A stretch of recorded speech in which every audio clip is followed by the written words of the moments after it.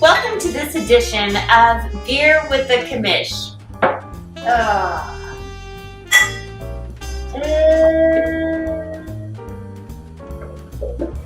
The bubble's a real thing. What are you enjoying first? This is a delicious Kama Citrus IPA from Worthy Brewing in Bend, Oregon. Grapefruit, mandarin orange puree in there, so it creates a nice drinkable IPA. That's beautiful. Yeah. Well, I have an opportunity to actually interview one of our team owners. Founding member. Yeah, actually, yes. Yes, bravo, a founding member of Delta League, former commish, right. and you still somewhat do consulting on the side, let's be real. Welcome everyone, Branden Andersen, owner of Donald Trump's Tiny Hands. That's me. Yeah, thank you. Studio audience is just great tonight. It's perfect. Yeah. So there was a lot of last season when it ended regarding you now being the owner of the Branden Andersen trophy. That's right. Yeah, that's unfortunate. And I'll actually stop you right there because I know where this question's going. Yes. I don't really give into this kind of shock journalism. So what I'm going to do is stop right there. The really important part to remember is that I was one win away from going into the playoffs, into the real playoffs instead of the consolation round.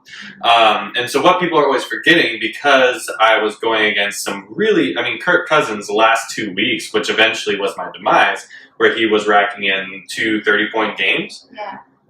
How am I supposed to compete with that despite having a much better record than most everybody in the Constellation League? So I take that as an opportunity to be able to refocus my fantasy strategy in the Delta League, which I've been building and building. I've almost won a couple of years. And to take that into this new season and be able to recognize I don't need to have that on my back anymore. It's not a keeper league. We're not playing off of last year. Instead, we're building on what's new and that foundation that we're building now. That is true. Those are some good points. And we have talked about possibly moving towards a keeper league in the future, but we're not at that point yet. Right. So you're right. So we're all starting from scratch. Exactly right.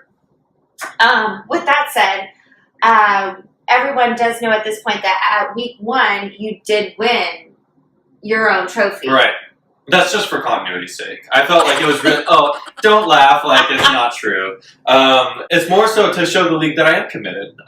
Committed to earning this trophy and understanding, hey, it's my trophy. I need it 1 week before everybody else has to get it once they all lose to me. So it really to me was a commitment to the league and making sure that they all understood I was in this just like they were about to be in it. So week 1, I figured get out of the way early, waiting for Leo and Bell to come on back, and then once he does, it's game over, and I'll be taking home the championship.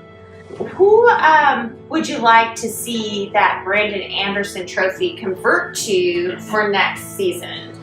I personally, I'm an extremely humble guy. You guys all know. Just like wildly humble. And so what I want to do is make sure that this trophy, who came from a humble guy who was down on his luck last season, goes to the cockiest guy in the league, which is Jacob Cole. Our last season's winner. He's a figurehead in this league, absolutely. He won last year, which is one of his first years playing fantasy football. And it's very first year. Right. Yeah. So that's, that was great for him, but it absolutely went to his head. And everybody has to have that experience where they do rise, and unfortunately Jacob rose too quickly. And now he's going to Supernova and take the bottom of the league. And next year we're going to be looking at Jacob Cole and Lauren BoJack Horseman trophy. I think that's going to be fabulous. I'm looking forward to that. I hope that we all can make that happen. Do you have any suggestions moving forward? Yeah, I think the most important part, especially with a league like this, is continue to remain active. The problem with a lot of fantasy football leagues nowadays is you get so excited weeks 1 through 4, and then it starts to dip off after you lose your first game or something like that. I don't think that'll be a problem with this league, so we have that to kind of look forward to. But for the most part, I think it is going to be to continue to remain active, keep working on the waiver wire, but also keep talking trash. That's a huge part of the game, and what a lot of people kind of let go by the wayside is that really motivates you to stay on top of your game and stay on top of the waivers and make sure to continue to improve your game. On top of that, also trades. I'm seeing a lot of trash trades being thrown around to me and to other people, where they are clearly trying to rip people off. Right. A trade is supposed to be something that's beneficial for both teams, whatever their needs are. So when you're going into a trade, look at what the other team actually does need. You're going to have a higher success rate with your trades, but also you are going to get what you need while giving away a player that you're hoarding because you think that you need 7 wide receivers.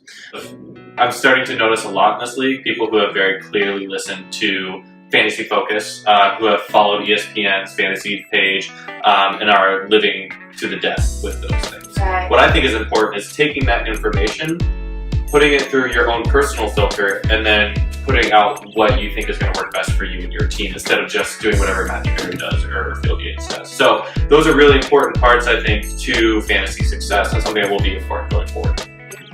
Who's your personal rival? Oh yeah, my assigned rival is Cody Wilson, whom I have not met yet, but we've been talking a lot of trash, so that's really exciting. I think we're going to have a great matchup in week 5. We've already been talking back and forth, and then we worked on a 3-way trade together with Jacob, ironically, and so it's been really fun to kind of see that blossom because he's been an extremely valuable addition to this league since he came in. Yeah. He's been playing very difficult fantasy football, so I'm really excited to be able to knock him down a couple notches because it seems like that overall is what this league needs. It's for the basement player to really come in and knock everybody down a couple notches. Do you want to say a quick shout out? Just stare at that camera right there to Cody because he will be watching this. Yeah. Just tell him, what you think week 5 is going to look like, which is the week you'll be playing. Right. Cody.